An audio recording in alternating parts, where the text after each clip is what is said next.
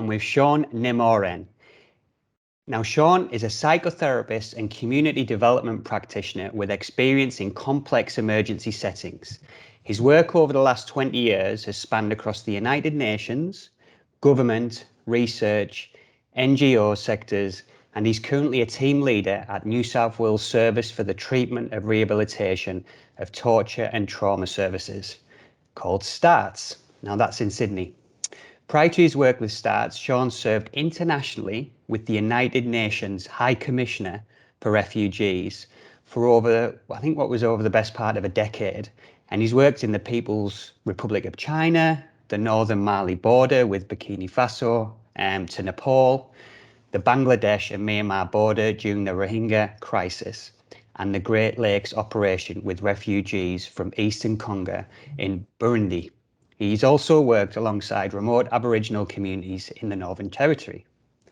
Now, Sean has conducted workshops nationally and internationally on topics such as vicarious trauma against humanitarian practitioners, asset-based community development, and community-based interventions for the recovery of trauma in contexts of mass displacement.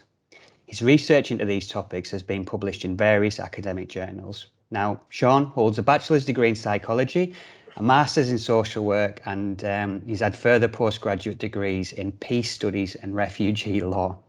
Now, Sean, that's quite the resume, and I've been really excited to finally catch up with you. So thanks for giving me some time today. How are you? Yeah, good, mate. Yeah, it's good to have a bit of a yarn with you, Dave. Yeah, look forward to it. Yeah, cool. Well, we'll get stuck in, Sean. So what does well-being mean to you? Well, I guess, well-being, it's quite a broad topic, but effectively for me, it means, feeling good. And I think one of the things that comes to mind and what I would tell a lot of the clients that I'm working with is around what the psychiatrist John Arden talks about, seeds, right? And seeds is around establishing a sense of positive brain development, but it's the way that I like to describe it, it's about keeping it together for people, right? And if you can plant seeds, right, that for the most part, we're going to feel okay, right? And seeds are, so S is around establishing positive social interactions, right? So having a sense of community, a sense of connection to others, right? Yeah. E is around educating the mind. So it's not only about formal education, doing a course, but it's around something that is of interest to you and engaging in that particular topic and on a regular basis. E stands for regular exercise. Daily thing, whatever whatever resonates with the individual. It could be running, it could be swimming, it could be working out at the gym, but being active. And D is having a positive, balanced diet, and of course S is around sleep. Yeah, so having optimal hours of sleep for an adult, usually around 8 hours per day, right? And this is something that I often tell my clients, that if you can do these things, you're going to keep it together, right? But I also think that well-being is it's more than that as well, and it's often around having a sense of purpose, having a sense of meaning, whatever that might mean for an individual.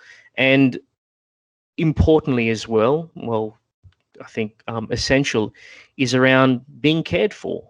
Yeah. So being, having attachment figures in your lives, being part of a community, feeling that people have your back. Yeah. So whilst there is a lot of things that can, that can contribute towards that sense of feeling good, sense of well-being, I think that each are quite essential along that particular pathway. Yeah, I love the simplicity of if you can plant a seed, and for what that stands for. And do you live by those practices yourself, as well as when you're speaking to clients and educating them? Yeah. I mean, I wouldn't tell someone else something if I wasn't trying to at least implement that in my life. I admit sometimes it can be quite difficult, some of those Yeah. things, Yeah. particularly when, we might have late work nights, or we might be watching the football at the moment and things like that, right?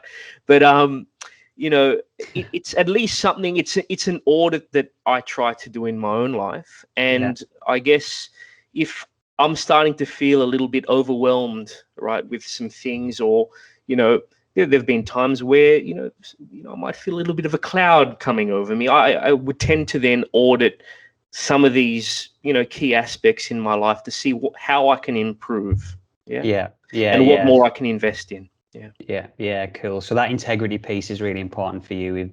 You have to be, Yeah, absolutely. carrying out this stuff as well as because you're in a privileged position when you're speaking to your clients and trying to help those. And you said there sometimes you might not quite get parts of that well-being wheel, if you will, right. What are some of the things that you struggle with? Yeah, I think sometimes the sleep Yeah.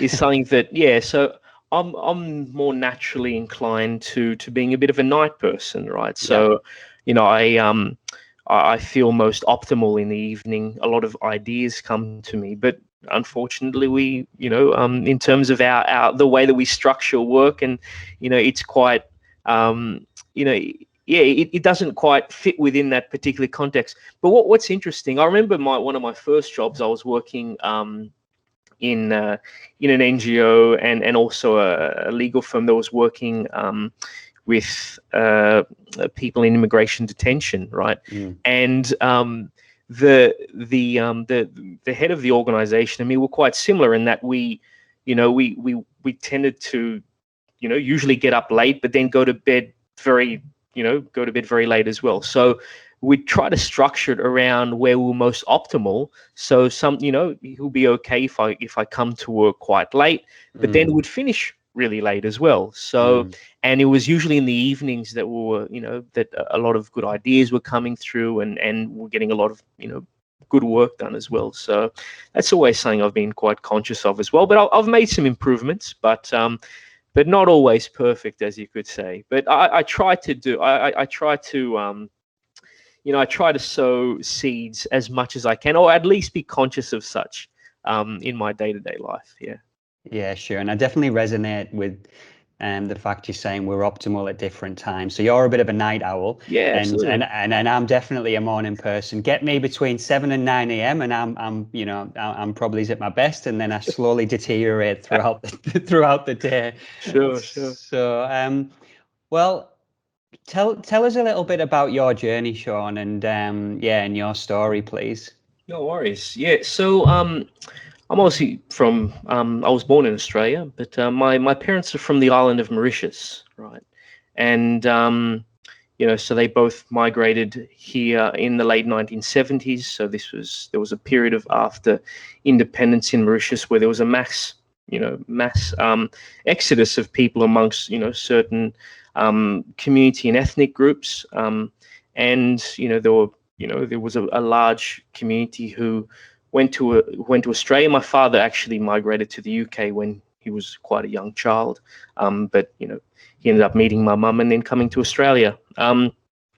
I, growing up, football for me, and sports in general was always quite important because, it helped, at least initially, I saw it helped my father connect with with mainstream communities, and also gave him a sense of purpose and gave him a sense of familiarity in terms of from where he was coming from, that he could do something similar here, but also engage with multiple different people and meet a collective group on a human, and on a on common ground, essentially. And also for me, that also became part of the way in which I was able to make friends, and at school as well, and also with different communities around Sydney, and it also gave me a lot of self-esteem too.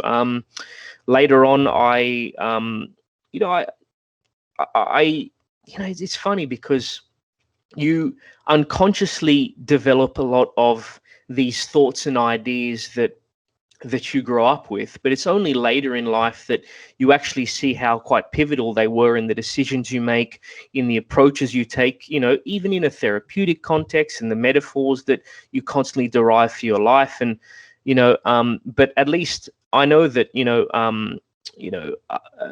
when I was studying psychology, I had an interest around sports psychology and motivation and things like that, and but also had this great sense of justice, I suppose, and I think a lot of that came from seeing my parents struggle as migrants, and seeing how they navigated in a world in which might have had some biases against them. There were biases against myself, either unconscious or sometimes overt racism, in a place where these things exist, and we need to be, we need to acknowledge that, because this is the lived experience with people of some of some community groups, and I guess that was maybe one of the motivations that helped me go into one of the helping professions, right? And then after studying psychology at university, I fell into working with refugees and asylum seekers, and from that, I started working in Australian immigration detention just after the Tampa incident in 2001 in Australia, and I started getting quite passionate about a particular cause of individuals who wanted a better life for who were fleeing persecution, who were fleeing war. They wanted a better life for themselves and for their families. And I guess something really resonated with me, right, in that I'd seen quite similar motivations, a very human motivation from my parents, and maybe that's one of the reasons as to why I guess I saw myself in that context. From that, I was able to work with the United Nations High Commissioner for Refugees, as you mentioned previously, and I spent quite a while working with them in different humanitarian emergencies around the world, and this was most of my roles were around mental health and psychosocial support, or around community development, and also around refugee protection. And child protection in context of mass displacement, so in either conflict or post-conflict environments. And then after that, I came back to Australia after my father passed away. I decided to leave my position overseas, and since that time, I've been working with STARTS, which is the New South Wales Service for the Treatment and Rehabilitation of Torture and Trauma Survivors, and I've been doing that ever since. And I manage one of their programs here, and I've done that for at least the last 5 years. Yeah. Wow. Yeah.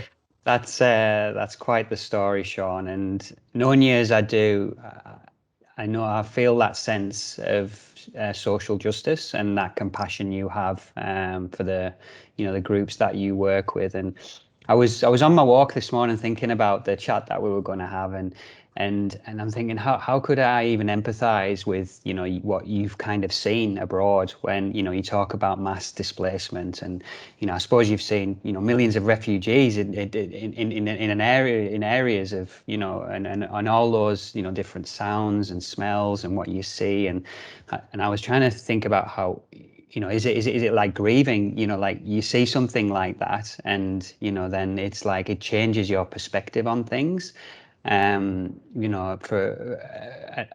the better, I would hope, because what can you just explain what's it like when you're out there and in doing the work that you've been doing? Yeah, I remember there was I was giving a chat on a media outlet specifically around this question, and I completely flopped it, right? And because nothing really came to mind at that particular time, right? But then afterwards, I had a little bit of time to reflect, and I think there was a bit of both. And I talk a lot about vicarious trauma, so how people's worldviews are changed by the negative experiences that we see. And previously I talked a lot about having a sense of justice and a sense of fairness in this world, but sometimes you have contexts where the bad guys win, and this is a reality, and that really changes your view on the world, like when you see these horrible things happening to good people. And obviously that trauma doesn't just impact on the individuals who personally experience the persecution, personally experience the deprivation, personally experience war, but it's also those who observe others experiencing that or hear of other people experiencing it. It changes people's worldview, right? And I can tell you that when I came back to Australia, I came back with PTSD. But I guess that's another journey of healing that I can talk about. But I also want to say that one of the things in which I also observed when I was working in the field was, a real sense of tribe, right? A real sense of purpose and a real sense of meaning. And, the relationships in which I developed, right, in those environments were the strongest I've ever had. And I sincerely miss it, and because it's so difficult to replicate that. And, my father was in the British Army. And I remember, after he passed away, and he never told me about his service. And both my grandfathers, served in World War II in the British colonial forces. And they no one ever told me about their service, And I remember after he passed away, and I did a bit of a Google search on him, as you do, right? And I went on, a forum for the Royal British Signals, which was who he was with, and I saw him on a forum, and he was communicating with his old buddies, right, of the 1960s or 70s or whenever, and there was a lightness in terms of how he was communicating in a way that I'd never seen before, right, like an openness, and afterwards I started to relate that to my own experience in context of conflict and emergencies, and I saw the same. I could see real parallels in the relationships that I had developed, not just with my colleagues and those who I was working with, but also in with the beneficiaries, without a better word, and the relationships that you develop when there's no walls or anything, and this is what people have, and if you come with an honest and open heart, people connect with you, right? And fundamentally, I think that a lot of life is around connection. It is around attachment, and I've talked. I like to. I know I'm going on a little bit, but that concept of tribe, I think it's so integral to us as humans. It's how we've evolved, right? That concept that we need to be in a relatively small band of people, whereby we rely on one another for our collective survival, right?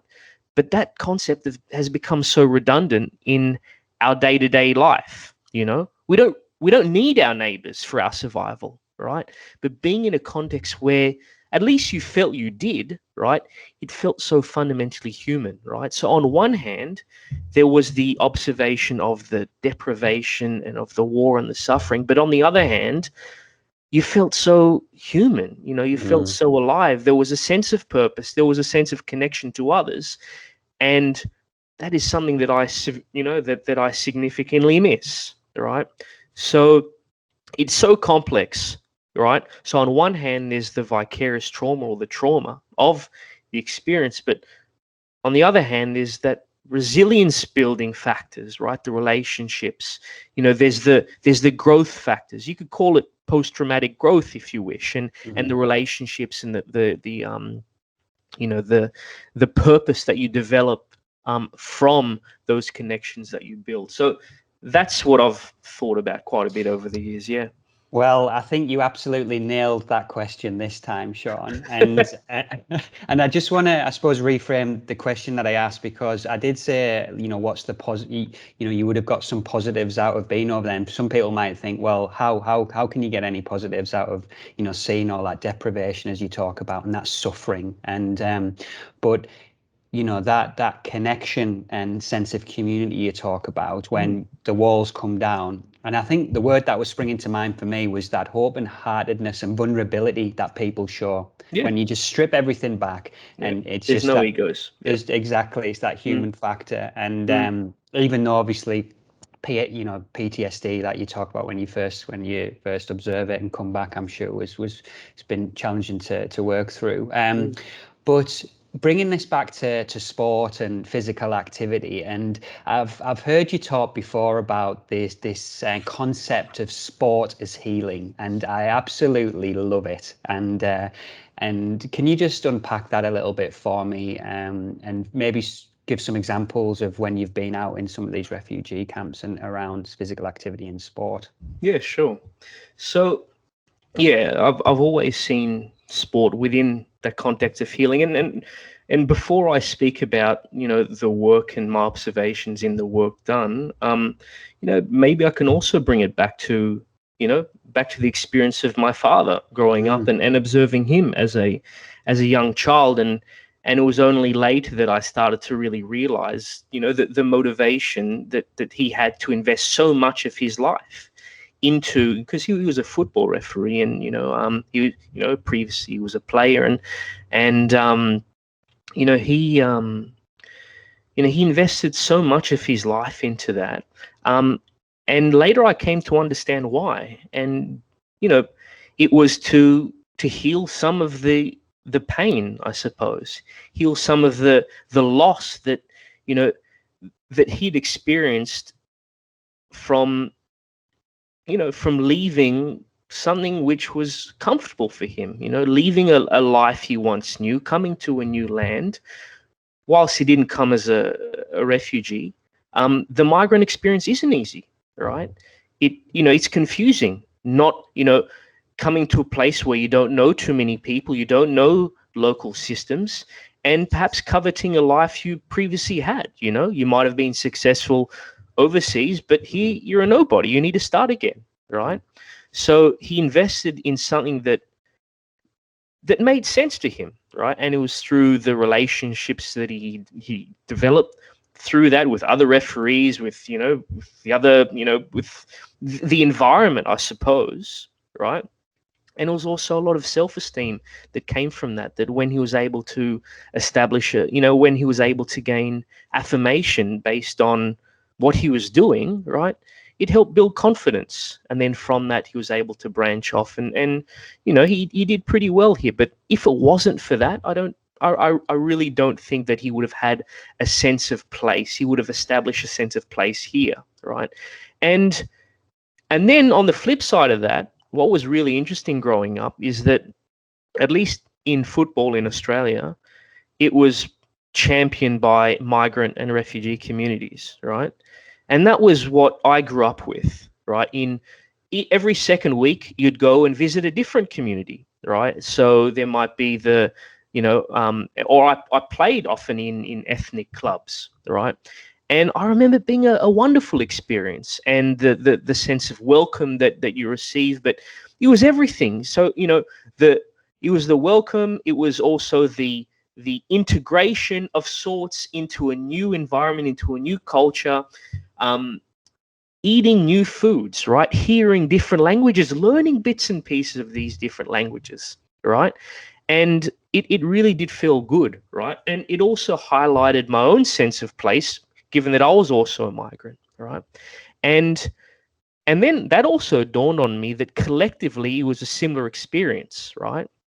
So why was there so much investment within communities that were put into football clubs, right? And these football clubs often became extremely successful, right? Previously, the ex-NSL, the National Soccer League, and they were dominated by ethnic clubs, right? People that invested thousands of dollars, volunteered their time, built something up, bought their own stadiums, right? Establishing these institutions based on the back of individuals, right? And I often think that the main motivation that came from that was a sense of healing, right? Is because, trauma, often they might have come from war environments, and trauma, it severs trust between people, right? Fundamentally, it severs trust between people. There's the fragmentation of the self, of course, so the individual, but it then also makes it less, it gives you less of a propensity to reach out to other people, but also to trust people. And at least from the characteristics of people who came to Australia, say from South America and elsewhere, some of them might have been survivors of systemic state-sponsored terrorism, right?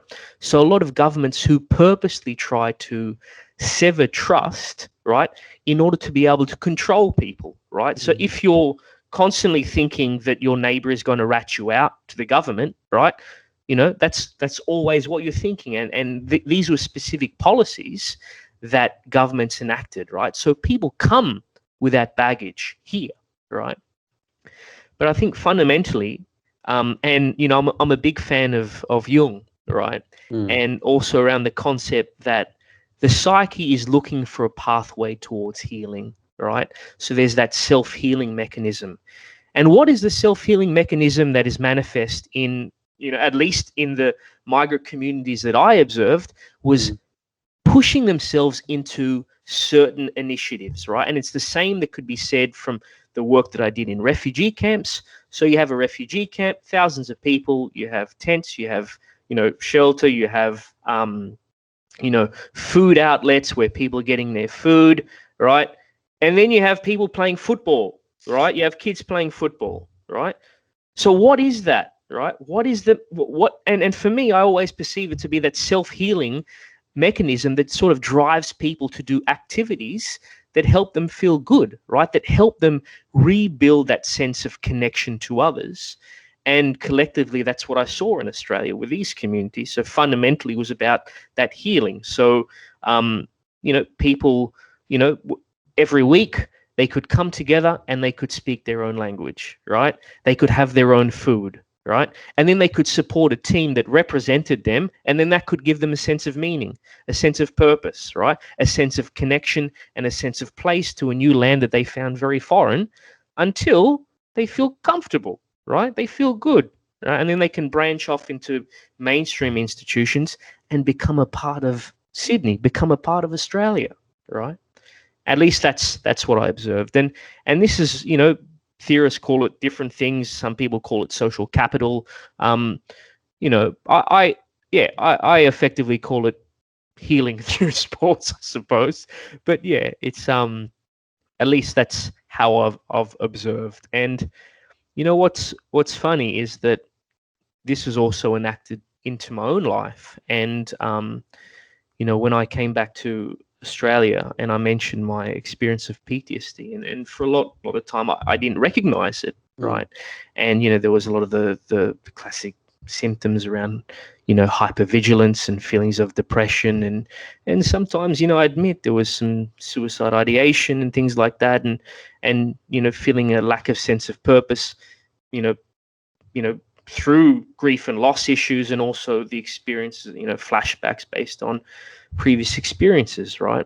And then this funny thing happened, right, whereby I was driving to work one day and I just had this deep inclination to do a detour into a football ground that I grew up on when I was a child, right? And I hadn't been there for, I don't know, maybe 25 years.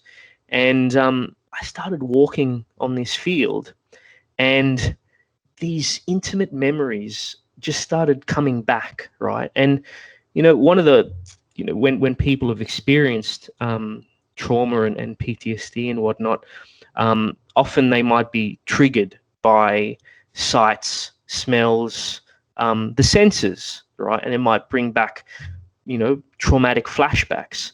But for me, the smell of the grass, right, and the feeling on my feet, it brought back these beautiful memories of growing up playing football, and I started running around doing these imaginary headers, these imaginary kicks, and it felt I felt like I was becoming whole, or a little bit more whole after having that experience, right?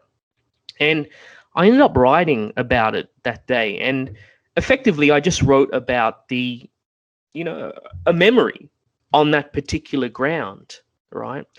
And like a journal. So I wrote of a memory on that ground, and I ended up doing that for, yeah, maybe 1 year, right?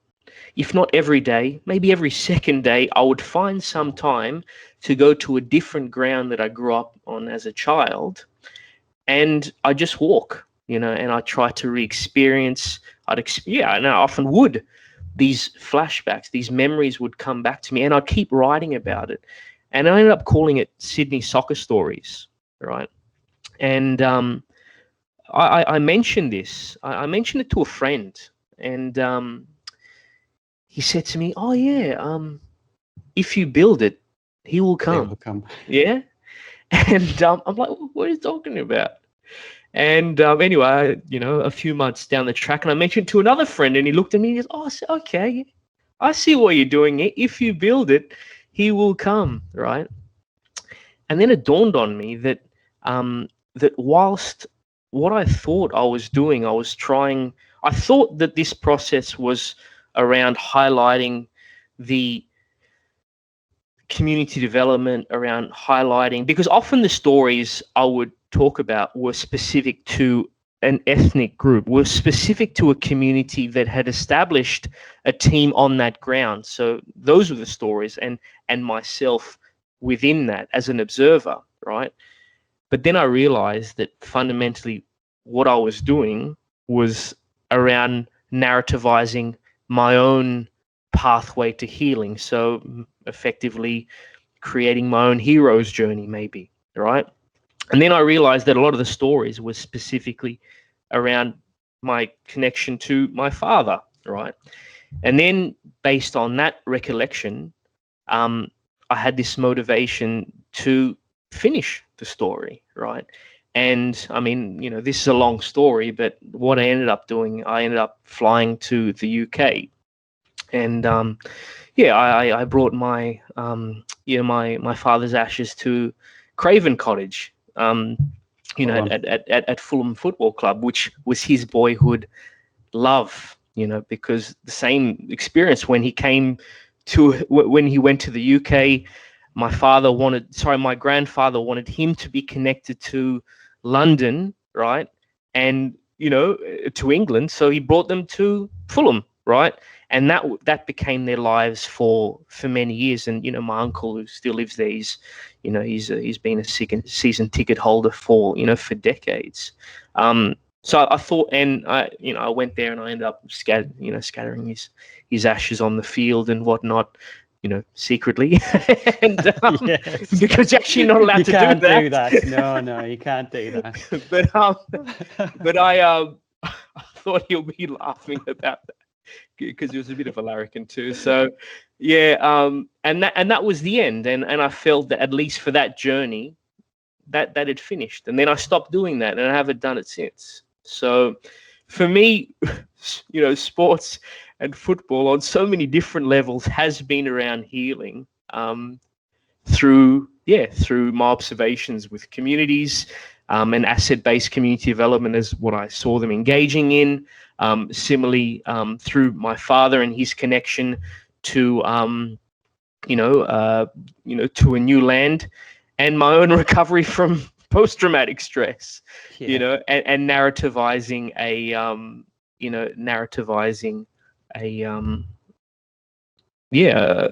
my own pathway to healing. So yeah. You could say there's a lot there.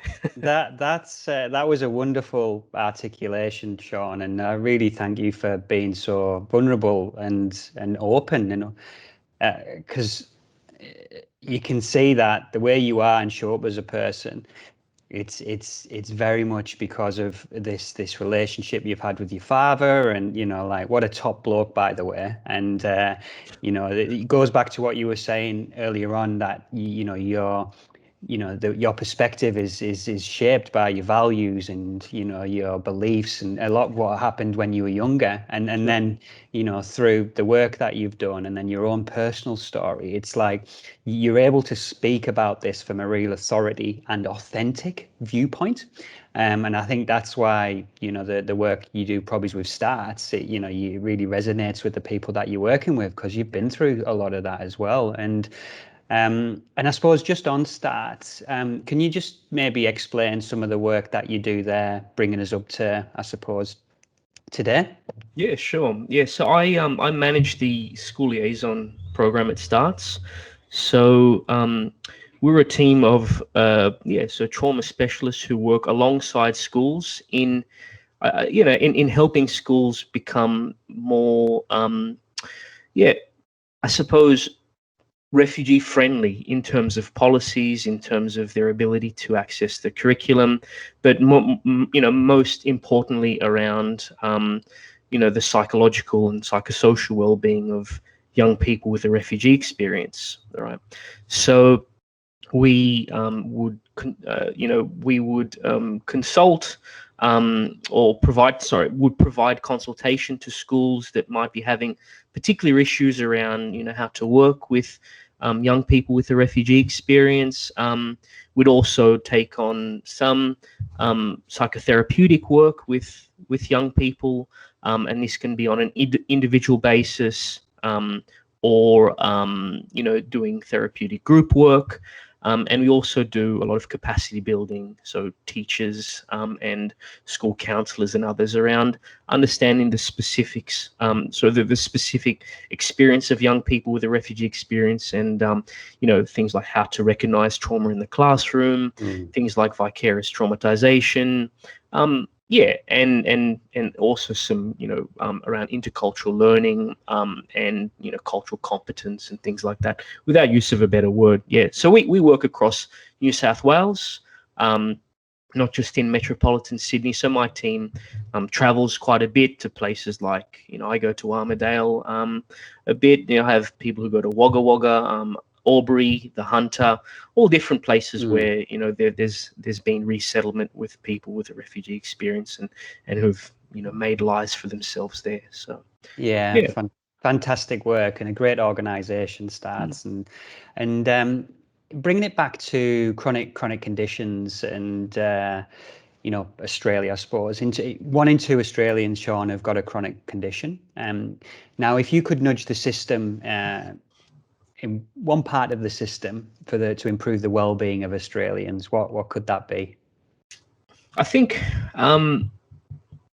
about a few things, actually. So, one, to have an AGD approach, so an age, gender, and diversity approach. So, auditing what are some of the things that might be prohibitive to some individuals, right? There's a lot of whilst there's a lot of chronic issues, there's a lot of success stories in Australian sports as well. We're quite an active bunch of people, I suppose, right? But there are some prohibitive factors, right? To some individuals, to women, to those with disabilities, and also to those from different ethnic backgrounds, to refugees and asylum seekers, etc. Right? So if I can speak specifically to that latter group, because others might be an expert in other areas, one of the things is, at least in some areas, is around costs. Football can be quite expensive for a lot of young people. So I think that if there can be more of a targeted approach to making costs less prohibitive to people, that would be a fantastic initiative, right? And that would, engage more people, and people who might be pretty fantastic at as well. And it's a tragedy where you see that young people, are prohibited in engaging in something because they don't have enough money. And over the years, I've mentored some young people and find ways to, to cover their to cover their registration fees, which can be absolutely exorbitant, right? Without sponsorship. And some of those have gone on to play at some of the highest levels, almost at the A-League or, and it's good to see. But there are other people like that simply just don't even knock on the door because, their parents can't afford it. Right? Yeah. Those barriers. So subsidies or, removing those barriers for price and cost. And in terms of you personally, where do you see yourself in the system, and how do you contribute and influence it? I've you look at my bio. I've been in different organizations over the years, and at least when I was working overseas, I do reflect that a lot of that work. And if you look at, say, the dialogue around the global south and the global north, and when I mentioned the beneficiaries and those who are providing that support, right, it really does fit, and it felt at the time like a very neo-colonial model, right? And a lot of it wasn't around preferencing the initiatives that communities developed. It was more around, well, you're going to receive this, right? Or, we might consult you, but fundamentally we're going to decide, and the resources are coming from, one particular area to another, right? And I think a lot of it based on that, and me not really feeling good being in that particular environment. I've come to notice basically what I spoke about before about the relationships, right? And you know what? Regardless of anything that I feel that I've achieved overseas or whatnot, the thing that was the most meaningful for me, at least the thing that people will remember, is how you made them feel and the relationships that you established with that person. And you could be a psychologist, you could be a doctor, you could be a site plan, you could be anything, right?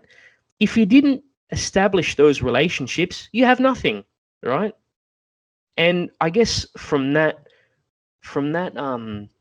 perspective, coming back to Australia, I've felt a lot more comfortable being more at the grassroots, right? So I've gone, whilst I manage a team, I focus a lot more on individual work and, the individual relationships that I feel can influence a greater collective, right? So that's where I feel that, I've sort of come full circle in that I feel that, as,